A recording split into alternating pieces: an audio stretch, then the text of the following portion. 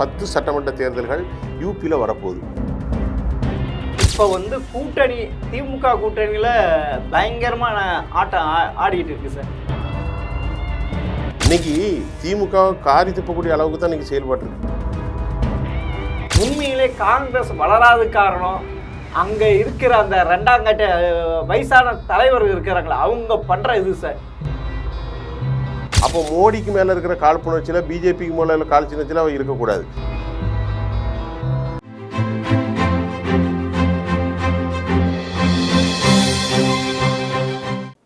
MTV நேயர்களுக்கு வணக்கம். அரசியல் ஆடுகளம் பகுதி இன்றைய அரசியல் நிலவரங்களை பற்றி சுபியான் சாரியுடன் பேசுவோம் வாருங்கள். வணக்கம் சார். சார் வாங்க சார், எப்படி இருக்கீங்க? நல்லா இருக்கேன் சார். நம்ம 2-3 நாள் ஆச்சுல பேசி அரசியல் ஆடுகளம். ஆமாம் சார். அரசியல் ஆடுகளத்தில் இப்போ இன்னைக்கு நம்ம நிறைய செய்திகள் இருக்குன்னு நினைக்கிறேன். அதில் குறிப்பாக தேசிய செய்திகள்லேருந்து ஆரம்பித்தா நல்லா இருக்கும். ஆமாம், நல்லா இருக்குங்க சார். பட்ஜெட்டை பற்றி நம்ம இன்னைக்கு பேசினோம். அந்த பட்ஜெட்டு தொடர்ந்து தமிழ்நாட்டிற்கு நிதி வரவில்லை என்று திமுக ஒரு பக்கம் கொக்கரிப்பு. அவர்கள் திமுகவுக்கு கொடுத்த நிதியை சரியாக பயன்படுத்தவில்லை அப்படின்ட்டு அவர்கள் ஒரு பக்கம் சொல்கிறார்கள். ஆக இதற்கிடையில் ஆல் இண்டியா லெவலில் அந்த நிதி ஆயோக் கூட்டத்தில் கலந்து கொள்வதற்கு இந்தியா கூட்டணியில் பெரும்பான்மையான கட்சிகள் இல்லை, பெரும்பான்மையில் 199.9%. அது 0.1% தான் ஒருத்தர் கலந்துக்கிறாரு. அது யாரு? மம்தா பானர்ஜி. அவர் அங்கே உள்ள போய் குறைய சொல்ல போறாங்க. ஆமா, அதுதான் சார் சிங்கப்பெண்ணு சார். அதாவது இந்த நிதி ஆயோக் அப்படிங்கிறது என்னன்னா, இது பாஜகவினுடைய ஆயோக் அல்ல, இந்தியாவினுடைய ஆயோக். இல்ல, திட்ட கமிஷன் இருந்தது, அது வேற, அதெல்லாம் வேற. அதனுடைய மறு உருவம் தான் நிதி ஆயோக். திட்ட கமிஷன், பிளானிங் கமிஷன் இருந்தது. நிதி ஆயோக். இப்ப நாம இந்தியா இப்போ இந்த நிதி ஆயோக்கினுடைய திட்டத்தின் அடிப்படையில் வரக்கூடிய வருமானங்களை பங்கு போட்டு தான் ஒரு ஸ்ட்ரக்சர்ல இருக்கும். அப்ப அங்க போய் நம்ம குரல்களை எழுப்பணும். அதான முறை. ஆமா சார், அப்பதான் சார் எடுபடும். இல்ல எடுபடும். இப்ப அந்த நீங்க நாளைக்கு இந்தியா கூட்டணி ஆட்சி பிடிச்சா நிதி ஆயோக் கலைச்சிட்டோம்னா அது வேற விஷயம். ஆனா இன்னைக்கு நம்ம ஸ்ட்ரக்சர், இன்னைக்கு இருக்க கவர்மெண்ட் மோடி கவர்மெண்ட் தான். ஆமா, அப்ப மோடி கவர்மெண்ட் தான் நம்ம பேசி பெற முடியுமே தவிர வெளியே உட்காந்து சத்தம் போட்டா வேலைக்கு ஆகாது சார். வாங்கறதுக்காக இவர் சத்தம் போட்டுட்டு இருக்காரு. உனக்கு அங்க களம் இருக்கு, உன்னுடைய இது இருக்கு, எவ்வளவு டைம் இருக்கு, அது நீ போய் அங்க போய் சொல்லு, பதிவு பண்ணு. அது ஃபுல்லாகவே ஆல் ஓவர் இந்தியாவுக்கு எல்லா ஸ்டேட்டு சிஎம் வராங்க.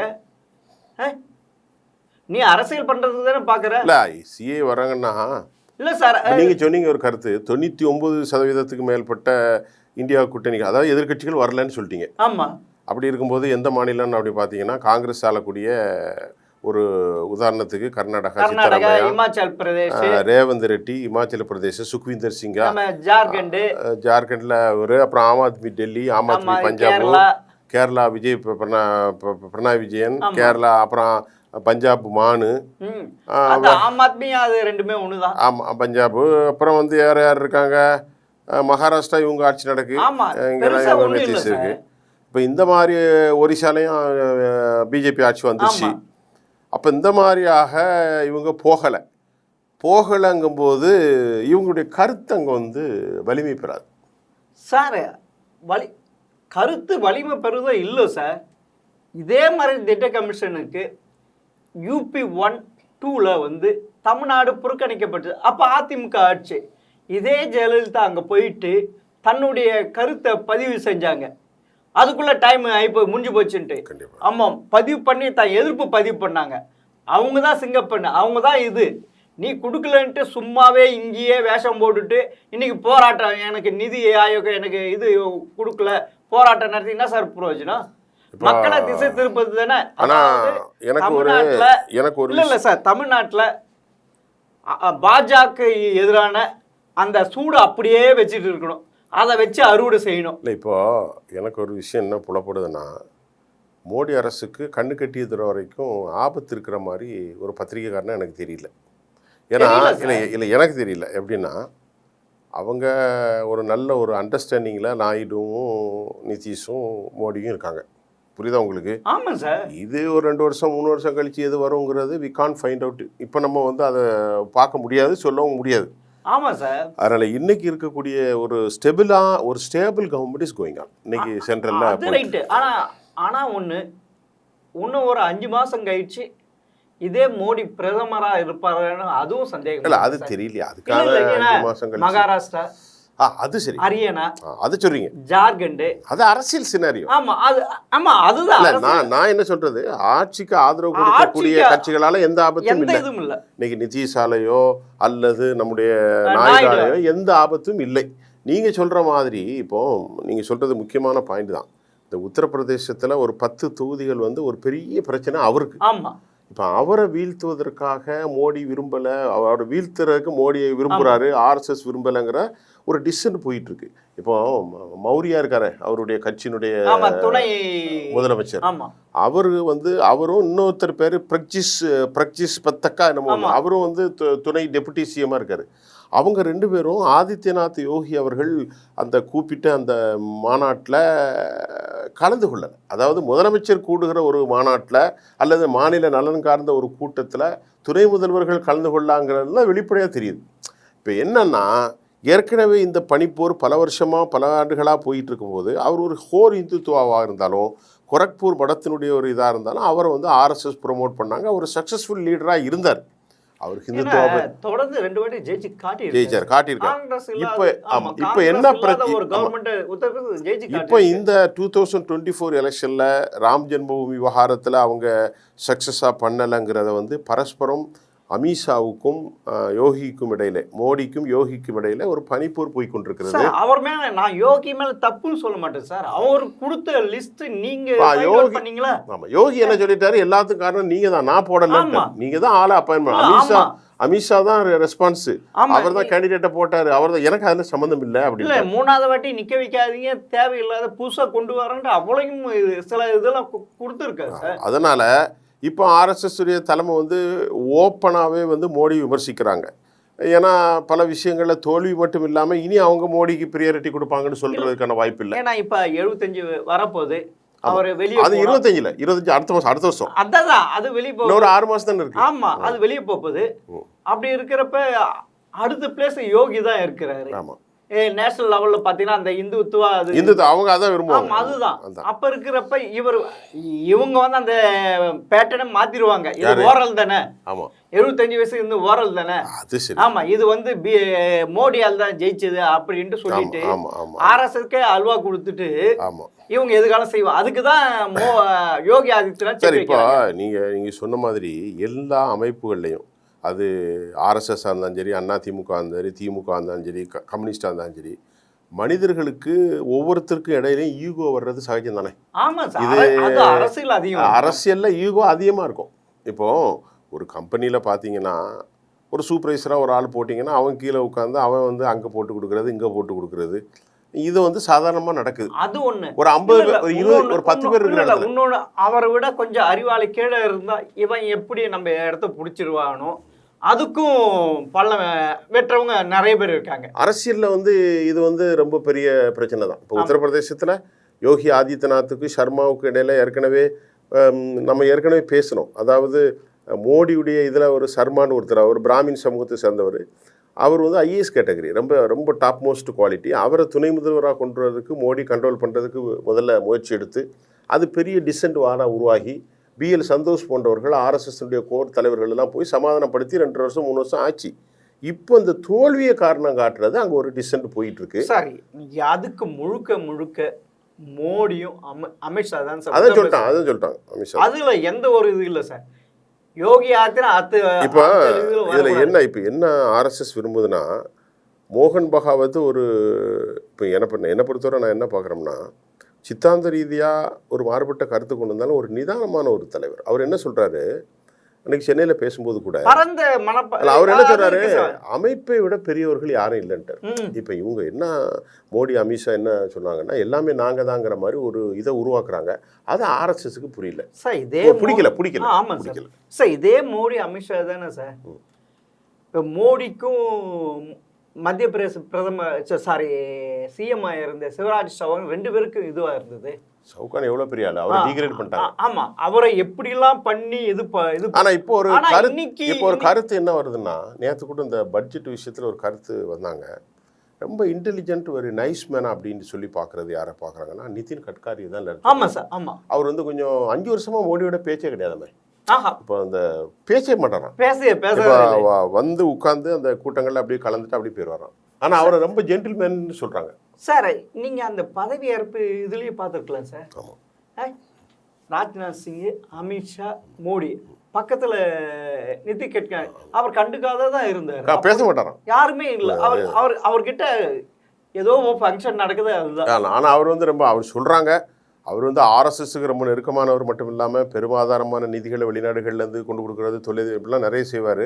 ரொம்ப இன்டெலிஜென்ட் பெர்சன் அப்படிங்கிறாங்க. அதாவது தான் டிபார்ட்மெண்ட்டை நல்லா பண்ணுறாரு. அப்படி அதனால தான் அதில் இன்னொரு விஷயம் பாருங்க, ஒரு ஊழல் வந்து வெளியே வந்துச்சு இல்லையா? ஆமா சார். அந்த 1 கிலோமீட்டருக்கு 200 கோடி அதை வந்து இவங்க தான் மோடி குரூப் தான் எடுத்து அவருக்கு எதிராக அவரை டிகிரேட் பண்ணதாகவும் செய்தி வருது. ஆனால் அது குறித்து ஒரு பெரிய அளவில் எதிர்கட்சிகள் கொண்டு பேசப்படலை. இவங்க தான் அவரை பேரை கெடுக்கிறது. ஆனால் அவர் அப்படிப்பட்ட ஒரு ஆளாக யாரும் நம்பலை, எதிர்கட்சிகள் நம்பலை. அவர் ஊழல்வாதியாக நம்பலை. யார கட்கரி அவர் ஒரு மிஸ்டர் ஜென்டில்மேனாக தான் எல்லாருமே பார்க்குறாங்க. ஐடியாலஜி வேறு, ஆர்எஸ்எஸ் ஐடியாலஜி இருக்கும், அது வேறு விஷயம். ஆக மொத்தத்தில் இப்போ வந்து மோடியை தாண்டி இந்த 10 சட்டமன்ற இடைத்தேர்தல் வரல சார். அது எப்போ சார் வருது? உங்கள்கிட்ட எதுவும் தகவல் இருக்கா? இன்னும் இல்லை, யூபியில் இன்னும் அணுகலை. அது எப்போ வரும்? அநேகமாக அக்டோபர் வரும்னு நினைக்கிறேன் சார். ஏன்னா ஒரு எலெக்ஷன் அக்டோபர்ல மகாராஷ்டிரால நடக்கணும், அதோட சேர்த்து வரும். ஆமா கரெக்ட். அது ஏன்னா தனியா வைக்க மாட்டாங்க எப்பயுமே. சாரி, ஒரு 6 மாசம். இப்போ மகாராஷ்டிரா, ஹரியானா, ஜார்க்கண்ட், ஹரியானா, ஜம்மு காஷ்மீர், அதோட இன்னொரு ஸ்டேட் தான் உத்தரப்பிரதேசத்தில் 10 சட்டமன்றம். ஆமா. அப்போ இது வந்து பெரிய பல பிரச்சனை நடக்க போகுது. ஏன்னா இதுல பாத்தீங்கன்னா 2 கவர்மெண்ட் வந்து பிஜேபி. ஆமா, 2 கவர்மெண்ட், மகாராஷ்டிரா பிஜேபி, ஹரியானாவும் சரி. ஆமா. ஆனா மகாராஷ்டிராவும் பயங்கரமா இது இருக்கு, ஹரியானாவும் அந்த இது இருக்கு. ஆனா இப்ப அங்க அந்த விவசாய போராட்டம் திருப்பியும் ரைஸ் ஆகும். ரைஸ் ஆயிட்டு இல்ல ராகுல். ஆனா இதுல ஒரு விஷயம் என்னன்னா, நான் ஒரு நம்ம 2 பேரும் தான் பேசியிருக்கோம். நான் நினச்சது 3 ஸ்டேட்டில் வந்து 4 ஸ்டேட்டில் காலின்னு நினச்சேன் பிஜேபியை. ஒன்று ஹரியானா, இன்னொன்று ஜார்க்கண்ட், இன்னொன்று டெல்லி, இன்னொன்று பஞ்சாபு. ஆனால் எதிர்பார்த்த மாதிரி ஹரியானாவும் ஜார்க்கண்ட்லேயும் டெல்லியிலையும் பிஜேபி இல்லை. உங்களுக்கு ஏற்கனவே ஒரு எக்ஸாம்பிள் சொல்லியிருக்கேன். அது இல்லை 1 வருஷமா அந்த போராட்டம் நடந்து கூட அப்படி இல்லை, ஜெயிச்சிட்டாங்களே. ஆமா, பெரிய அளவில் ஒன்றும் ஜெயிச்சாங்க. ஏன்னா அதுவும் டெல்லி ஒட்டி அந்த வெஸ்ட் உத்தரப்பிரதேசத்தில் இருக்கிற 10 சட்டமன்ற தொகுதி 8 அவங்க ஜெயிச்சிருக்காங்க. இப்போ யூபி விட்டுருங்க, ஹரியானால 10க்கு 4 ஜெயிச்சாங்க. 6 தான் இவங்க ஜெயிக்க முடியும். ஜார்க்கண்ட்ல பெரும்பான்மையாக யாரும் ஜெயிச்சா? இந்திய சாரி பாஜக தான் ஜெயிச்சது. எப்படி ஜெயிச்சது? ஆமா, இதுக்கும் டெல்லியில பெரிய அவமானம், 0. யாருக்கு? அரவிந்துக்கு. அப்ப அரவிந்த் மேல சிம்பதி இல்லையா? இல்ல சார், எப்பயுமே டெல்லி பொறுத்த வரைக்கும் ஸ்டேட்னா ஆம் ஆத்மி, சென்ட்ரல்னா காங்கிரஸ், இது பாஜக. இப்படிதான் சார். ஆனா அப்பல இருந்து கூட பதிவு பண்ணிட்டு அது வந்து அவங்க கரெக்ட்டா அந்த மக்கள் அப்படி கரெக்ட்டா ஃபைண்ட் பண்றாங்க. ஆமா, இது நீங்க சொன்னீங்க இல்ல சார், இப்ப ஆம் ஆத்மியும் காங்கிரஸும் கூட்டணி வச்சு நான் வந்து 4 சீட் வரும்னு நினைச்சேன், அல்லது 3 சீட்டாவது வரும்னு. ஆனா அங்க உள்ள மக்கள் 0 ஆக்கிட்டாங்க. யார? அரவிந்த் கெஜ்ரிவால். ஆமா, இல்ல அந்த சிம்பத்தி எடுபடும்னு பார்த்தாங்க. அதுமே தான் ஜார்க்கண்ட்லயும் இது பண்ணல. இப்போ என்ன மேட்டர் குட்டிக்கண்ணன் சார், இப்போ வரக்கூடிய நீங்கள் சொன்ன மாதிரி ஜூன் ஜூலை முடிய போகுது. ஆகஸ்ட் செப்டம்பர் அக்டோபர் மாதம் நடைபெறக்கூடிய இந்தியா வந்து ஒரு மினி பார்லிமெண்ட் தான் சொல்லணும். ஏன்னு கேட்டீங்கன்னா இது மோடிக்கு ஒரு செக். மோடிக்கு ஒரு செக், இந்திய பார்லிமெண்ட் பயங்கரமான செக். ஏன்னா பைண்ட் செக்னா மகாராஷ்டிராவில் அவங்க ஜெயிச்சே ஆகணும். அதே மாதிரி ஜார்க்கண்ட்லயும் அதே மாதிரி பலப்பரிச்சு இருக்கு. இல்ல ஜார்க்கண்ட் ஹேமந்த் சோரன் அது இந்திய, அதை விட்டு ஹரியானாலையும் ஜெயிக்கணும். ஆமா, அது இல்லாம ஜம்மு காஷ்மீரை விட்டுருங்க, அது பெரிய பிரச்சனை இல்லை. அது மட்டும் இல்லாம ரொம்ப ரொம்ப ரொம்ப ரொம்ப ரொம்ப ரொம்ப முக்கியம், மோடியுடைய இருப்பை உறுதி செய்வதற்கும் ஆதித்யநாத்துடைய இருப்பை உறுதி செய்வதற்கும் இந்த பனிப்போர் ஒரு எண்ட் ஆகிறதுக்கும் மிக முக்கியம் 10 சட்டமன்ற தேர்தல்கள் யூபியில் வரப்போகுது. ஆமா, ஏன்னா 10 தானே. ஆமா, சமீபத்தில் நடந்த 13 இடைத்தேர்தல்கள் சட்டமன்ற தேர்தல், அதுல அவங்க 2 தான் ஜெயிச்சாங்க. இவங்க 13ல 10 இந்தியா கூட்டணி, 2 பிஜேபி, 1 இண்டிபெண்டன்ட். அந்த 2ல 1ல 1546 ஓட்டுல தான் ஜெயிச்சாங்க. இன்னொன்னு ரொம்ப கம்மி தான். ஆகவே பிஜேபி மோடி தலைமையில ஃபால் டவுனுங்கிறத வந்து ஆர்எஸ்எஸ் கன்க்ளூட் பண்றாங்க. ஆர்எஸ்எஸ் வந்து இவங்களோட வந்து ஒரு இணைப்பா இல்லை. அவங்களுக்குள்ள இனி இவருடைய பீரியடு முடிஞ்சிட்டு இவரை ரிமோட் தூக்கணுங்கிறதா இது. ஆனால் அதை விடக்கூடாது, நான் தான் இருப்பேன்னா அமித்ஷாவும் மோடியும் இணைகிறாங்க. இந்த போராட்டத்தினுடைய முடிவுகள் எந்த வடிவத்தில் செல்லுங்கிறத நம்ம இப்போ பேச முடியாது. ஆமாம், பொறுத்திருந்து அதுதான் அதை.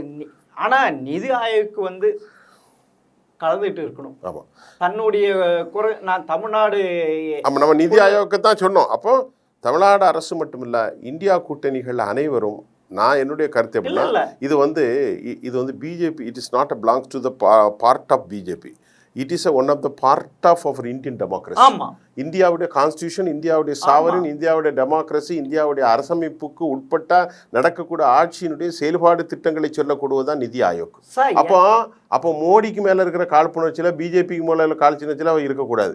எனது மாநில மக்கள், இது மாநில மக்களுக்கு செய்யக்கூடிய துரோகம்னு நினைக்கிறேன். இல்ல சார், எங்க போயிட்டு நம்ம சொன்னா எடுபடுன்ட்டு அதை விட்டுட்டாங்க. கேட்டா 4 வாட்டி பிரதமர் பார்த்தாரு, என்ன கொடுத்துட்டாரு, இங்க இருந்து தானே செக்ரட்டரி போறாரு, செக்ரட்டரி போனா அவர் மொத்தம் பேசிடுவாரா?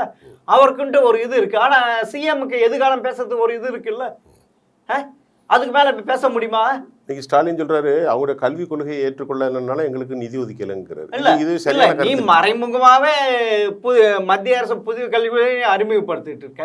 மத்திய அரசுக்கு அவங்களுக்கு இடையில நல்ல நெருக்கம், நல்ல இல்ல மறைமுகம் பண்ணிட்டு இருக்காங்க. நல்ல நெருக்கம் இருக்கு. நல்ல நெருக்கத்துக்கு ஒரு உதாரணம் சார் எப்படின்னா, இது வந்து நம்ம அன்அஃபிஷியல் தான். இவர் நம்ம அத்வானி, இவர் நம்ம ஆதானி வந்தாங்களே, அவர்களுக்குள்ள ரொம்ப ஒரு புரிதல் இருக்கான். ஆமாம், ஆதானி மோடியுடைய ஆளுன்னு சொல்றீங்க, அப்புறம் நீங்க எப்படி புரிஞ்சீங்க? நீங்க சரி, சித்தரஞ்சன் தாஸா சித்தரஞ்சன் சாலையில வந்து சந்திச்சாங்க. இப்போ சந்திச்சது ஈசிஆர்ல ஒரு பெரிய விருந்து கொடுத்தது பற்றி டிஸ்க்ளோஸ் பண்ணணுமா இல்லையா? எந்த இதுவும் இல்லை. அவர் சார்ட்டர் பிளாட்டில் வந்து இறங்குறாரு, அவருடைய மருமகன், எம்டி, சிஎம், எல்லா சிஇஓ எல்லாரும் வந்து சந்திக்கிறாங்க. But doesn't explain any things right now. இது வரைக்குமே எதுவுமே கொடுக்கல. அப்போ ஒரு பிரைம் மினிஸ்டர், ஒரு சிஎம் வந்து ஏன் பார்த்தாரு, என்னது பார்த்தார்ல. இப்போ நமக்கு கிடைச்ச தகவல் என்ன, பரந்தூரில் 150 ஏக்கர் கிட்ட இருக்கான். அதை சுற்றி யார் சிஎம் அவங்க ஃபேமிலிக்கு, உண்மையாக பொய்யாங்கிறது தெரியல. அதை மாதிரி காட்டுப்பள்ளி துறைமுகத்துக்கு முழுமையாக இவங்க ஒத்துழைப்பு கொடுக்க போகிறாங்க. இதில் 2 விஷயம் பார்த்துக்கிடுங்க. பரந்தூர் வந்து கிட்டத்தட்ட 4000க்கும் மேற்பட்ட ஏக்கர், ஏகனாபுரம்ன்ற ஒரு கிராமத்தில் 2000 ஏக்கர் ஊரே காலியாகுது. அந்த மக்களுடைய வாழ்வாதாரமே காலி, போராட்டம் பண்ணுறாங்க. ஒன்று, அதனுடைய எம்பி யாருன்னு சொன்னால் டிஆர் பாலு. இது வரைக்கும் he didn't visit their spot. மக்கள் டோட்டலி போராட்டமா நடத்திட்டு இருக்காங்க. ஆமாம், ஒன்றா பரந்தூருக்கும் போல. சரி, ஒன்றா. 2வது என்னன்னு கேட்டிங்கன்னா, இந்த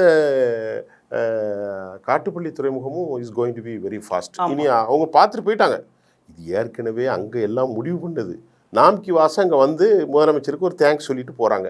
ஆக ஒரு பக்கம் மோடி எதிர்ப்பது, மற்றொரு பக்கம் மோடிக்கு ஆதரவான எல்லா இன்ஸ்டிடியூஷனோடும் எல்லா ஆட்களோடும் சபரீசன் மூலமாக உயர்ந்த உளப்பூர்வமான நட்பை திரு ஸ்டாலின் மெயின்டைன் பண்ணுறாங்க. அதுக்கு முன்ன ஜாதி வாரிய கணக்கெடுப்பு நடத்தணும் எங்க போச்சுன்னே தெரியல. ஒரு வாரம் நடத்த இதுல வந்து ராகுல் வந்து கரெக்டா இருக்கிறார் சார். அதானி அம்பானி எதுக்கு கரெக்டா இருக்கிறார் சார். வெளியே போய் அவர் போகலையே, அவர் போய் விருதுக்கே போகலையே. ஆமா, அவ்வளவு பெரிய 5000 கோடி மொத்த பெரிய உலகில முதல் பணக்கார இருந்து எல்லாருமே வந்தாங்க. ராகுல் போனாரா? போகலையே. கொண்ட கொள்கையில உறுதியா இருக்கு. அது ரைட்டோ தப்போ? ஆமா, ரைட்டோ தப்போ. நான் வந்து பேசிட்டேன், அதானிக்கு அம்பானிக்கு தான் இந்த கவர்மெண்ட் நடத்துது, இதுதான் நடத்து. ஆனா இவரும் பேசுறாருல்ல, கடைசியில பார்த்தா இப்படி பண்றாங்க. அப்போ முகேஷ் went to ஜன்பந்த் இல்லம் and invited ராகுல் Gandhi to participate my Anand அம்பானியுடைய Mirchi, Radhika மெர்ச்சின். he didn't participate there.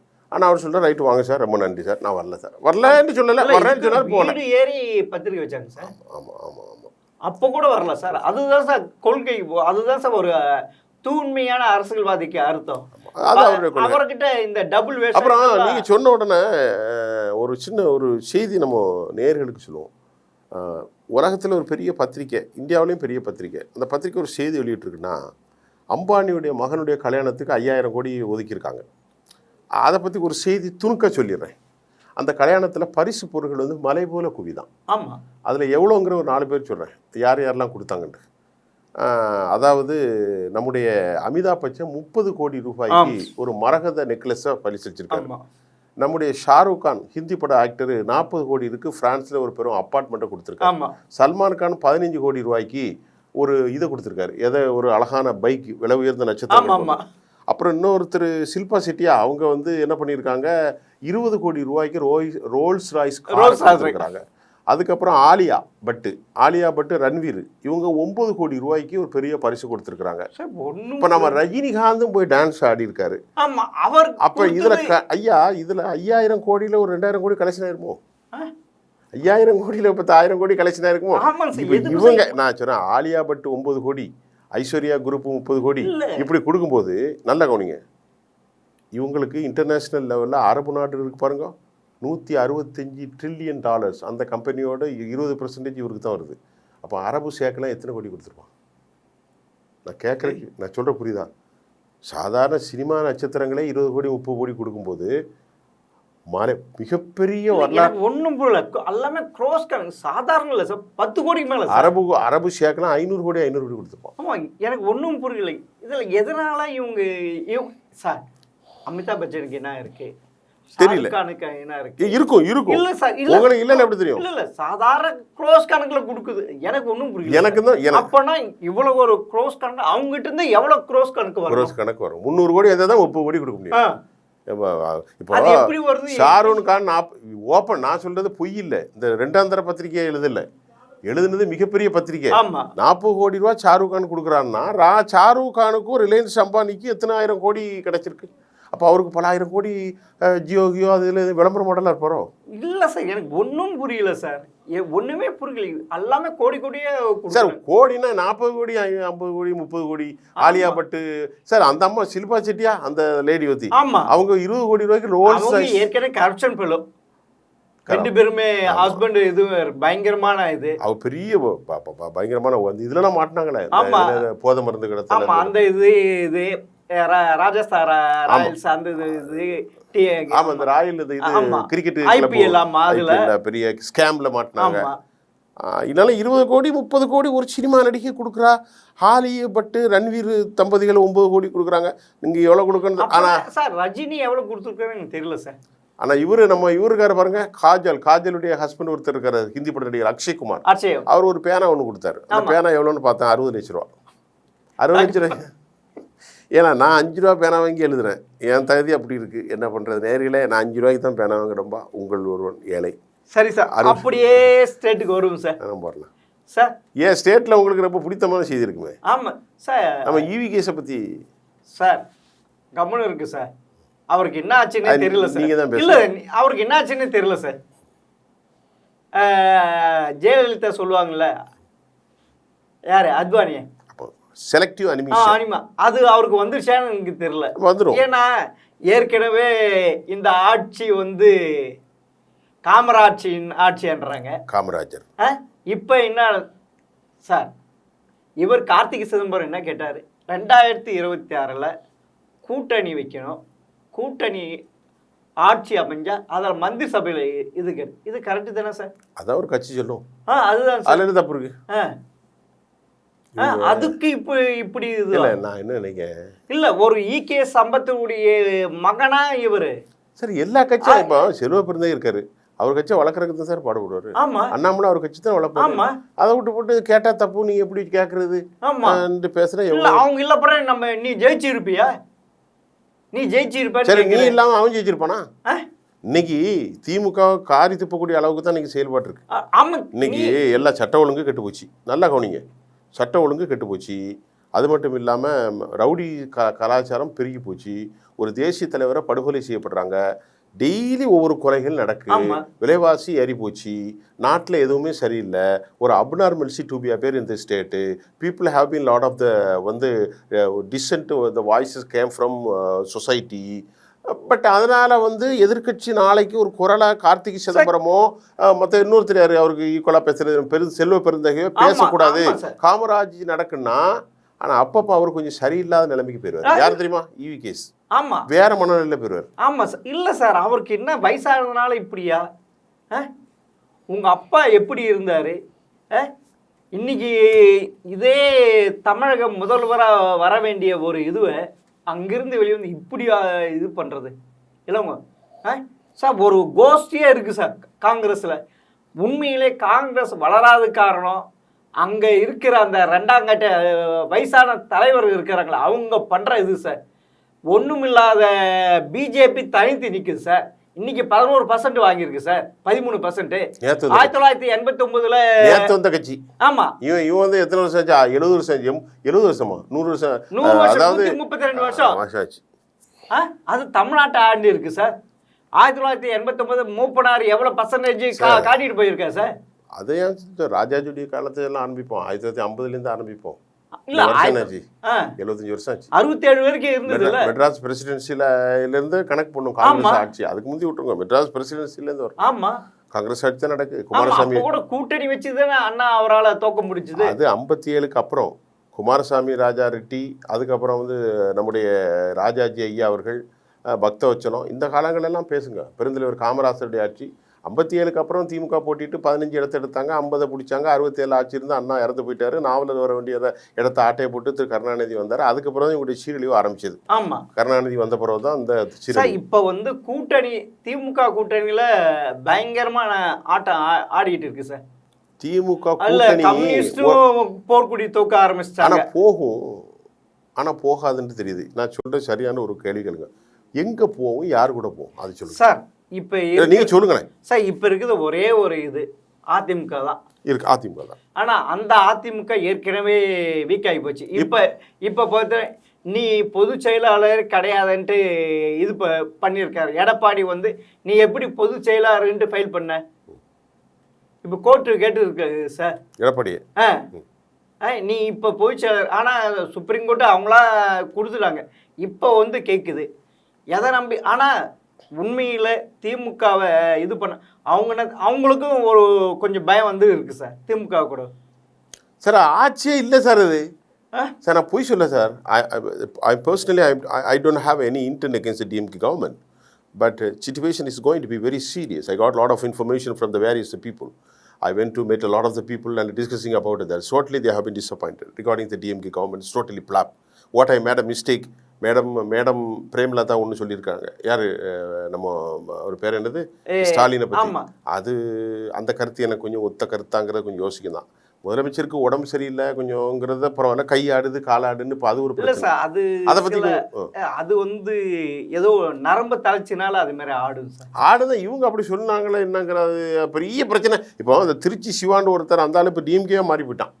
ஆமாம் சார், அவங்களாம் ஒரு கட்சி அரசியல்வாதின்ட்டு எடுத்துக்க கூடாது சார். நீங்கள் இப்போ சொன்னதுக்கு நான் என்ன சொல்கிறேன், பிரேமலதா ஸ்டேட்மெண்ட் ரெண்டாவது பேசுவோம். டிஎம்கே கவர்மெண்ட்டுக்கு நான் இப்போ என்ன சொன்னேன், ஒரு ஆங்கிலத்தில் வேகமாக பேசினது அப்படின்னா, நான் மக்களை சந்திச்சதுனால மக்கள் டோட்டலாகவே ரொம்ப மோசமாக இருக்காங்க. சாரி, என் பேச்சுவாக்கில் நான் ரொம்ப நேரம் பேசிட்டேன், தப்பாக நினச்சிக்கிறாங்க. நான் இப்போ பேசினுடைய தமிழ் அர்த்தம், நான் மக்களை சந்தித்தேன், மக்களோடு பேசினேன். திமுக ஆட்சியின் மீது ஊழல் குறைகளும் சட்ட ஒழுங்கு விவகாரங்களும் செயல்பாடு இல்லாத தன்மை மக்களிடத்தில் வெளிப்படையாக இருப்பதை நான் தமிழ்நாடு முழுவதும் சுற்றுப்பயணம் சென்று பேசி தெரிந்து அறிந்து கொண்டதை உங்களிடத்தில் சொல்லுகிறேன். ஏற்றுக்கொள்வதும் ஏற்றுக்கொள்ளாதும் சார். இல்லை சார், மக்கள் பேசுகிறாங்க சார். இல்லை நீ கொடுக்குற ஸ்கீம்லாம் வச்சு காலத்தை ஓட்டிக்கலான்னு பார்க்குறாங்க. அதனால தான் இப்போ திமுக கூட்டணியில் இருக்க கூட்டணி கட்சிகளையே இப்போ பயப்படுறாங்க. அடுத்த 2026 இவங்களை வச்சு நம்ம கரை சேருமா சேர மாட்டோமான்ட்டு இருந்தது. ஏன்னா ஒருத்தராக ஆரம்பிக்கிறாங்க. இப்போ காங்கிரஸ் செல்வ பெருங்க தான் ஆரம்பிக்கிறாரு. டெல்லியில் என்ன இது நடவடிக்கை எடுக்கிறாங்கன்னு தெரியல. உண்மையிலே டிஎம்கே காங்கிரஸ் விட்டு போயிடுச்சு பெரிய இது சார். டிஎம்கே காலியாயிரும். ஆமாம் சார். ஏன்னா சார் நான் ஒன்று குறித்து சொல்லிடுறேன், தமிழ்நாட்டில் சொல்லிக் கொள்ளக்கூடிய அளவுக்கு திமுக ஆட்சி ஒன்றும் இல்லை. காங்கிரஸ் கவர்மெண்ட்டும் ஏனைய திருமாவளவன் போன்ற இடதுசாரிகள் இங்கிருந்து ஸ்கிப் ஆகிறதுக்கு ரெடியாக இருக்காங்க. ஆமாம், காங்கிரஸ் ஆகுதோ இல்லையா, திருமாவளவனும் இடதுசாரிகளும் ஸ்கிப் ஆகிறதுக்கு ரெடியாக இருக்காங்க. ஆனால் அந்த பக்கம் விளங்காத எடப்பாடி நான் தான் சொல்லி பிகேயை கூப்பிட்டுக்கிட்டு இருக்காருங்கிற தகவல் வந்து. எந்த பிகே? பிரசாந்த் கிஷோர். பிகே வருவாரா இல்லையாங்கிறத அப்புறம் தான் பார்க்க முடியும். இல்லை, திருமாவளவன் இப்போ திமுக கூட்டணியிலிருந்து வெளிவர வேண்டிய அவசியம் இருக்கு சார். ஏன்னா அவர் மேல டேமேஜ் அதிகமாகி போச்சு. டேமேஜ் பயங்கரமா, அதாவது தலித்துகளுக்கு எதிராக நிறைய நடந்துட்டு இவர் எதுவுமே தலித்துகளையே மதிக்க மாட்டாங்க. இப்ப மதிக்கல. இப்ப வந்து இப்ப இருக்க யங்ஸ்டர் எல்லாமே சும்மா தேவையில்லாம, அதாவது எவ்வளவு கொடூரமான பேச்சு. இது ஒரு பிராமின் பேசினா விட்டுருப்பான். நான் தயாநிதி மாறன் பேசியிருக்கான் மனுஷன். நாங்களாம் என்ன தலித்துகளா? அப்ப தலித்துகள்டா அப்ப கேவலப்பட்டவங்களா? சரி, இது எவ்வளவு பெரிய மோசமான பேச்சு சார் இது. இதுக்கப்புறம் அந்த ஆளுகள் கூட இவன் பெரிய நான் ஓப்பனா சொல்றேன் சார், சாதி பேச மாட்டேன் சார். இசைவேளாளர் சமூகங்கிறது ரொம்ப எப்படிப்பட்ட ஒரு காலத்தில் எப்படி இருந்துச்சு சார். தேவதாசி முறைகளில் வந்து அந்த சமூகம் தான் சார் கருணாநிதி சமூகம். அப்போ இன்னைக்கு இந்த அளவுக்கு இசைவேளாளர் சமூகம் வந்து பொட்டு கட்டி விடப்பட்டது சார். தலித் சமூகத்தை வந்து குறைச்சி பேசுறதுக்கு உங்களுக்கு எந்த உரிமையும் கிடையாது சார். எந்த சமூகத்தையும் நான் சொல்றேன், எந்த சமூகமும் குறைத்து பேசுவதற்கு நோ ரைட். ஆனால் நீ தலித்துகளை நாங்களாம் தலித்தா எங்களை இப்படி அப்ப தலித்துனா புறக்கணிக்கணுமா? ரொம்ப வருஷம். இல்ல பொன்முடி என்ன சொல்லியா நீ எஸ்சி இப்படிதான் ரொம்ப கேவலமான ஆளுங்க சார். ஆர்எஸ் அவங்க ரொம்ப கேவலமான ஆளுங்க. ஆர்எஸ் பாதி என்ன நாங்க போட்ட பிச்சை பாத்தியா, நாங்க போட்ட பிச்சை. ரொம்ப கேவலமானவனு சார் அவங்க. கேகே சார் என்ன பண்ணாரு, அவரை நிக்க வச்சே பேசி ஒரு கால் மேல லுங்கி கட்டி கால் மேல ஒரு ஆபீசரை ராஜகண்ணப்ப ஆ ராஜகண்ணப்ப நீ எஸ்சி தானே? ஆமா நீ எஸ்சி தானே? ஆமா. அவன் வந்து அழுகுறான். சரி சார், உண்மையில் சென்ட்ரலில் இருந்து ஸ்டேட்டு இப்போ எந்த நிலமையில இருக்குதுன்ட்டு புட்டு வச்சுட்டேன் சார். இனி வந்து மக்கள்கிட்ட கொடுத்துட்றேன் சார். அவ்வளோதான் பார்த்து அவங்களே முடிவு பண்ணிட்டேன் சார். மீண்டும் சந்திப்போம் சார். சார் மீண்டும் அடுத்த அரசியல் ஆடுகளத்தை சந்திப்போம். வணக்கம்.